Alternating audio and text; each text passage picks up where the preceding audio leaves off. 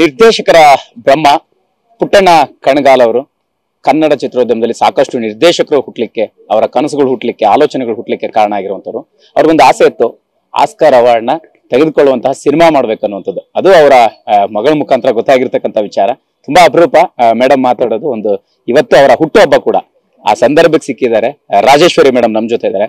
Madam, ತುಂಬಾ ಅಪರೂಪದ ಸಂದರ್ಭ. ಅಪ್ಪನ ನೆನಪುಗಳ ಜೊತೆಗೆ ಸಾಕಷ್ಟು ಜನರಿಗೆ ಸ್ಫೂರ್ತಿಯಾಗಿರ್ತಕ್ಕಂತಹ ದಿನ ಇವತ್ತು. ಪುಟ್ಟಣ್ಣ ಕಣಗಾಲ್ ಸರ್ ಅವರ ಹುಟ್ಟುಹಬ್ಬ. ಮೊದಲನೇದಾಗಿ ನಿರ್ದೇಶಕರಾಗಿ ಸಾಕಷ್ಟು ಜನರಿಗೆ ಬೇರೆ ತರದಲ್ಲಿ ಪರಿಚಯ ಆಗಿರ್ತಾರೆ. ಅಪ್ಪ ಆಗಿ ಅವರ ಗುಣಗಾನ ಮಾಡುವಂಥದ್ದು, ಅವರ ಬದುಕಿನ ಶೈಲಿಯನ್ನು ನೀವು ಕಂಡಂಗೆ ಹೇಳೋದಾದ್ರೆ. ಅವರು ಹೇಳ್ದಂಗೆ ತುಂಬಾ ಒಳ್ಳೆ ಮನುಷ್ಯ, ಮತ್ತೆ ಒಳ್ಳೆ ನಿರ್ದೇಶಕ, ಒಳ್ಳೆ ಕ್ರಿಯೇಟಿವಿಟಿ, ತುಂಬಾ ಕ್ರಿಯೇಟಿವ್ ಪರ್ಸನ್ ಅವರು. ಅವರಿಗೆ ಕನ್ನಡ ಅಂದರೆ ತುಂಬ ಅಭಿಮಾನ. ನಾವು ನಮ್ಮದು ಮದರ್ ಟಂಗ್ ಅಂದರೆ ತಾಯಿ ಭಾಷೆ ತೆಲುಗಾದ್ರೂ ಅವರು ಕನ್ನಡ ಅಂದರೆ ಅವ್ರಿಗೆ ಅಷ್ಟೊಂದು ಪ್ರೀತಿ, ಅಭಿಮಾನ. ಸೊ ಹಂಗಾಗಿ ನಾನು ಕನ್ನಡ ಇಂಡಸ್ಟ್ರಿನ ಮುಂದೆ ತರಬೇಕು ಅಂತಲೇ ಅವ್ರಿಗೆ ಎಷ್ಟೋ ಅವಕಾಶಗಳು ಸಿಕ್ತು. ತಮಿಳಲ್ಲಿ, ತೆಲುಗು, ಮಲಯಾಳಮಲ್ಲೆಲ್ಲ. ಬಟ್ ಅವರು ಎಲ್ಲನೂ ಎರಡೆರಡು ಪಿಕ್ಚರ್ ಮಾಡಿದ್ದಾರೆ. ಬಟ್ ಅಂದರು ಕನ್ನಡನೇ ನನಗೆ ಉಸಿರು, ಕನ್ನಡನೇ ನಾನು ಕನ್ನಡದಲ್ಲೇ ನಾನು ಒಳ್ಳೆ ಹೆಸರು ತಗೋಬೇಕು, ಒಳ್ಳೆ ನಿರ್ದೇಶಕನಾಗಬೇಕು ಅಂತ ಕನ್ನಡ ಇಂಡಸ್ಟ್ರಿಗೆ ಅವ್ರು ಕಾಲಿಟ್ಟಿದ್ದು. ಸೊ ಹಂಗಾಗಿ ಅವರು ಸಾಕಷ್ಟು ಇರೋಷ್ಟು ದಿವಸ ಒಳ್ಳೊಳ್ಳೆ ಪಿಕ್ಚರ್ಗಳು ಕೊಟ್ಟರು, ಒಳ್ಳೆ ಹೆಸರು ಗಳಿಸಿದ್ದಾರೆ, ಒಳ್ಳೆ ಅಭಿಮಾನಿಗಳು ಗಳಿಸಿದ್ದಾರೆ. ಸೊ ಅದೇ ನಮಗೆ ದೊಡ್ಡ ಖುಷಿ. ನಮ್ಗೆ ಅದೇ ಒಂದು, ನಾವೆಲ್ಲೇ ಹೋದ್ರು ಇಂಥವ್ರ ಮಕ್ಕಳು ಅಂದರೆ ನಮ್ಮನ್ನು ಕೈ ಎತ್ತಿ ಮುಗಿತಾರೆ. ಅದಂಥ ಒಳ್ಳೆ ಹೆಸರು ತಗೊಂಡಿರೋ ವ್ಯಕ್ತಿ ಆ ಮನುಷ್ಯ. ನಾನು ಯಾವತ್ತಿಗೂ ಅವ್ರು ಇಲ್ಲ ಅಂತ ನಾವು ಅನ್ನೋದೇ ಇಲ್ಲ, ನಮ್ಮ ಜೊತೆಗೇ ಇದ್ದಾರೆ, ನಮ್ಮನ್ನ ಆಶೀರ್ವಾದ ಮಾಡ್ತಾ ಇರ್ತಾರೆ. ಇವತ್ತಿನ ಕಾರ್ಯಕ್ರಮಕ್ಕೆ ಬಂದಿರೋದು, ಇವಾಗ ಬಂದಿರೋ ಡೈರೆಕ್ಟ್ರಲ್ಲೆಲ್ಲ ಅವ್ರ ಆಶೀರ್ವಾದ ತಗೊಂಡು ಇನ್ನು ಮುಂದಕ್ಕೆ ಒಳ್ಳೊಳ್ಳೆ ಪಿಕ್ಚರ್ಸ್ ಅವ್ರ ಥರನೇ ಎಲ್ಲ ಒಳ್ಳೊಳ್ಳೆ ಯೋಚನೆಗಳು ಎಲ್ಲ ಇಟ್ಕೊಂಡು ನಮ್ಮ ಕನ್ನಡ ಇಂಡಸ್ಟ್ರಿನ ಮುಂದುವರಿಸಬೇಕು ಅಂತ ನನ್ನ ಆಸೆ.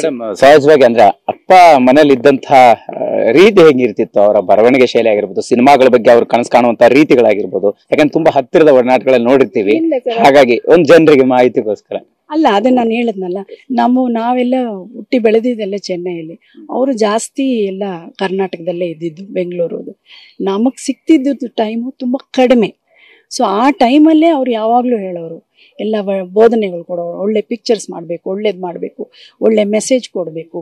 ಆಮೇಲೆ ನಮ್ಮ ಕರ್ನಾಟಕದ್ದು ಲೊಕೇಶನ್ಸೇ ಚೆನ್ನಾಗಿದೆ. ಎಲ್ಲರೂ ಫಾರಿನ್ನು, ಸಿಂಗಾಪುರು, US ಹೋಗ್ತಾರೆ. ಬಟ್ ನಮ್ಮ ಕರ್ನಾಟಕದಲ್ಲಿರೋ ಇದು ಪ್ಲೇಸಸ್ ತುಂಬ ಚೆನ್ನಾಗಿರುತ್ತೆ.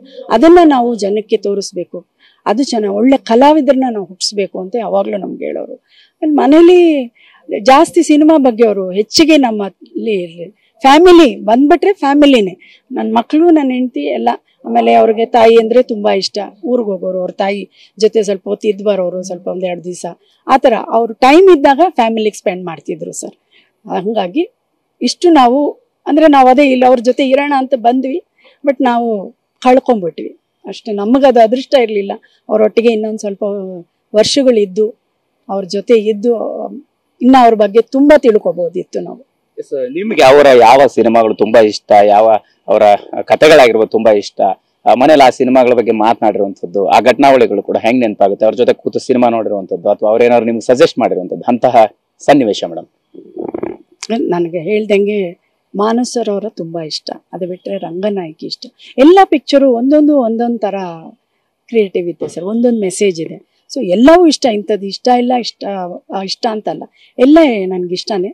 ಬಟ್ ಏನಂದರೆ ತುಂಬ ಇಷ್ಟ ಆಗಿರೋದು ಮಾನವ್ ಸರ್ ಅವರ ರಂಗನಾಯಕಿ. ಬಟ್ ಫಿಲಿಮ್ ಬಗ್ಗೆ ಅವ್ರೇನು ಜಾಸ್ತಿ ನೋಡ್ತಿದ್ವಿ, ಚೆನ್ನಾಗಿದೆ ಅಂದರೆ ನಾವೆಲ್ಲ ಚಿಕ್ಕವರು ಸರ್, ನಮ್ಗೆ ಅಷ್ಟು ಇನ್ನು ತಿಳುವಳಿಕೆ ಇರಲಿಲ್ಲ, ಅದ್ರ ಬಗ್ಗೆ ಕ್ರಿಟಿಕ್ಸ್ ಕೊಡೋಕ್ಕಾಗಲಿಲ್ಲ, ಇದೇನು ಅಂತ ಕೊಡೋಕ್ಕೆ ತುಂಬ ಚಿಕ್ಕವರು. ಮೇ ಬಿ ಇವಾಗ ಇದ್ದು ಅವರು ತೋರಿಸಿದ್ರೆ ನಮ್ಗೆ ಅದ್ರದ್ದು ಸ್ವಲ್ಪ ಏನಾದರೂ ಹೇಳೋ ಅವಕಾಶ ಸಿಕ್ತಿತ್ತೋ ಏನೋ, ಬಟ್ ಅದು ಇಲ್ಲ.